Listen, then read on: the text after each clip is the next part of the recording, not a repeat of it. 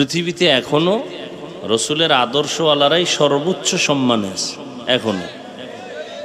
আবার রসুলের উম্মতের মধ্যে যারা কোরআনওয়ালার তারা এখন সবার উপরে সম্মানিত।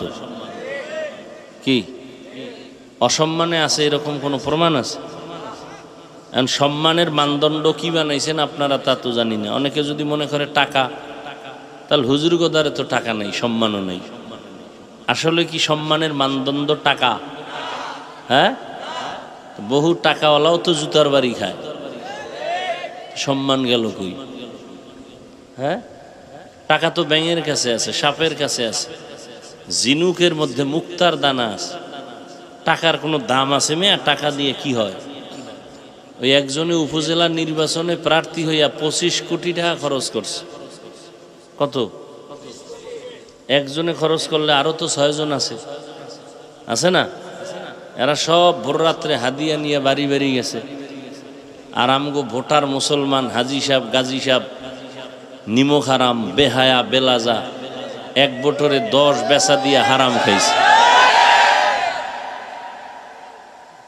কি বুঝাইলেন? আপনারা কেউ খান নাই?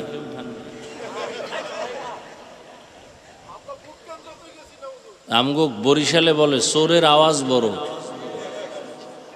নাহলে যেই জোরে কইছেন মনে হয় আপনারা সুফি সাপ, আকামে কেউ নাই। আপনারা হাসেন, আপনার মতো ইতর আছে দুনিয়ায়। এ হারাম টাকা নিয়ে করছেন কি? মাইয়ে ফলারে খাওয়াইছেন। আপনার মেয়ে ছেলেটার কোনো অন্যায় আছে? আছে? বাচ্চার কোন, এই সত্য কথা বলবেন, আছে?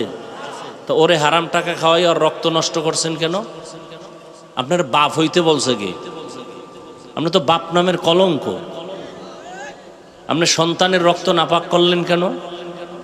স্ত্রীর অপরাধ কি? তার রক্ত নাপাক করলেন কেন? চুরির টাকা নিয়ে, চুরির টাকা দিয়া বাজার করে সন্তানকে খাওয়াইয়া সন্তানের ভেতরের পবিত্র রক্তটাকে নাপাক করলেন কেন? কে দিয়েছে অধিকার আপনাকে? আপনি বাপ হইলেন কেন? হালালভাবে চলতে পারবেন না, সন্তানকে চালাইতে পারবেন না, সন্তান নিলেন কেন? বিবাহ করলেন কেন? বিয়া না করার একটা রাস্তা তো আল্লাহর রসুল হাদিসে বলে দিয়েছেন।